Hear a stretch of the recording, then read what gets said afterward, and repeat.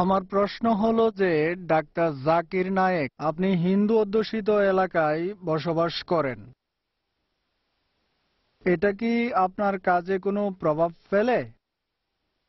ভাই প্রশ্ন করলেন যে আমি হিন্দু নিয়ন্ত্রিত এলাকায় বসবাস করি, এটা আমার কাজে কোনো প্রভাব ফেলে কিনা। হ্যাঁ, ফেলে।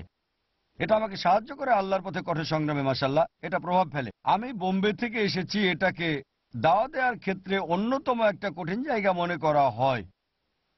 বোম্বে শহর হয়তো কেউ কেউ জানেন, দাওয়ার জন্য অন্যতম একটা কঠিন জায়গা এটা। সংগঠনগুলো, রাজনৈতিক সংগঠনগুলো সেখানে মুসলিমদের খুবই বিরোধী। তবে আল্লাহ কোরআনে বলেছেন, সূরা আল ইমরান অধ্যায় নম্বর ৩ আয়াত ১৬০, যদি আল্লাহ সাহায্য করেন কেউ আটকাতে পারবে না, আর যদি আল্লাহ সাহায্য না করে কে সাহায্য করবে? তাই মুমিনদের কেবল আল্লাহর উপর ভরসা করা উচিত। আল্লাহর সাহায্য থাকলে এটা খুবই সহজ। বিশ্বাস করেন, বোম্বেতে দাওয়া দেওয়া অনেক সময় জীবনের হুমকি। ভাই, বোম্বে হলো সবচেয়ে কঠোর এলাকা ইন্ডিয়ার মধ্যে মুসলিমদের জন্য। আর এ বিষয়ে আমি সতর্ক।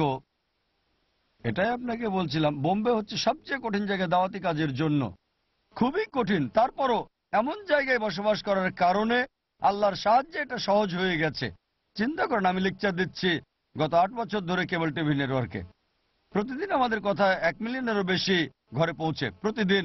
আর এভাবে আমি কঠিন দাওয়ার কাজে থাকি, বেদ থেকে উদ্ধৃতি, ভগবদ গীতা থেকে, উপনিষদ থেকে, মহাভারত থেকে, তাদের গ্রন্থ নিয়ে কথা বলি। আর আলহামদুলিল্লাহ, যখন লেকচার দেই অনেক হিন্দুরাও সেখানে আসে। আমাদের লোকজনকে প্রশিক্ষণ দিই, মাশাআল্লাহ। আমাদের ছাত্ররা আর এখানে আমার সহকর্মীরাও মাশাআল্লাহ উদ্ধৃতি দিতে পারে কোরআন, হাদিস, বাইবেল, বেদ, রামায়ণ থেকে। আমাদের স্কুলের ছাত্ররাও মাশাআল্লাহ, যদি দেখেন ছোট্ট ছোট্ট বাচ্চারা স্ট্যান্ডার্ড ৫ অথবা ৬-এ, তারাও বলে যেতে পারে অধ্যায় নম্বর, আয়াত নম্বর, মাশাআল্লাহ, তাদেরকে এখন প্রশিক্ষণ দেওয়া পর্যন্ত হয়েছে। কাউকে কি ইসলামে আনতে পেরেছেন? ভাই, আপনাকে প্রশ্নোত্তর পর্বের নিয়ম কানুন অনুসরণ করতে হবে। এটা আলোচনা পর্ব না আপনার আর আমার মাঝে। আপনি একজন বয়স্ক ব্যক্তি, তাই মাইকটা আপনার কাছে দেওয়া হয়েছে। আঙ্গুল দিলে ধরবেন না। বিষয়টা এমন যেন না হয় যে কেউ আপনাকে আঙ্গুল দিল আর আপনি হাত ধরে ফেললেন। এখানে নিয়ম কানুন আছে। লাইনে কমপক্ষে ১৫ জন লোক দাঁড়িয়ে আছে একটা প্রশ্ন করার জন্য। আপনি ৩টা একসঙ্গে বলতে পারতেন। উত্তর দেওয়ার সময় কোনো কথা বললে সেটা নিয়মের বহির্ভূত ব্যাপার হয়ে দাঁড়ায়। আরেকজন মুসলিমের নিয়ম কানুন মেনে চলা উচিত যদি মুসলিম হন আপনি।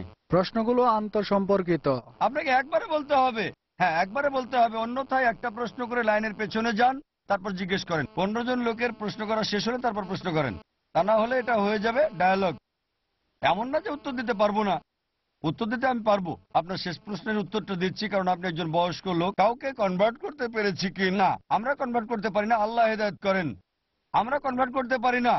আল্লাহ কোরআনে বলেন, সূরা গাশিয়া অধ্যায় ৮৮ আয়াত ২১, ফাযাক্কির ইন্নামা আনতা মুযাক্কির। আমাদের দায়িত্ব বার্তা পৌঁছে দেয়া। আল্লাহ হেদায়েত দেন। আর আলহামদুলিল্লাহ, আল্লাহ হাজার হাজার অমুসলিমকে হেদায়েত দিয়েছেন, মাশাআল্লাহ। আয়াতের মাধ্যমে আমরা রাস্তা করে দিয়েছি।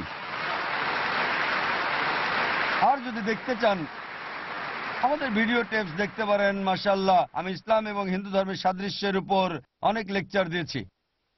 মাশাআল্লাহ, যখন বোম্বেতে থাকি আমরা শুধু অমুসলিমদের প্রশ্ন করার সুযোগ দিই। এখন মুসলিমরা শুধু শোনে, কারণ মুসলিমরা আমাদের লোক, তারা অতিথি না, অমুসলিমরা আমাদের অতিথি। তাই মাশাআল্লাহ অনেক অমুসলিম লাইন ধরে থাকে। ২ থেকে ৩ ঘন্টা প্রশ্ন উত্তর চালালেও সব প্রশ্ন শেষ করতে পারবো না আমরা। মাশাআল্লাহ, তাদের অনেকে মঞ্চেই ইসলাম গ্রহণ করে। আমি গতকাল বার্মিংহামে ছিলাম, সেখানে একজন মুসলিম আমাকে বলল যে লেস্টারে একজন হিন্দু আমার আলোচনায় মুগ্ধ হয়েছে। এখন সে আমাকে লেস্টারে নিয়ে যেতে চায়, সেখানে সব হিন্দুদের উপস্থিত করতে চায়। সে সবকিছুর ব্যবস্থা করবে। আমার লেকচার ইসলাম এবং হিন্দু ধর্মের সাদৃশ্য নিয়ে সেখানে বলতে হবে। ইনশাআল্লাহ আল্লাহ তাকে হয়তো খুব দ্রুত হেদায়েত দেবেন। তাই আসল কথা হচ্ছে আমাদের বার্তা পৌঁছাতে হবে। হেদায়েত দেবেন আল্লাহ, তবে ভয় পাওয়ার কিছু নেই। আমাদেরকে কোরআন সুন্নাহর মধ্যে থেকে বাণী প্রচার করতে হবে। আশা করি উত্তরটা পেয়েছেন।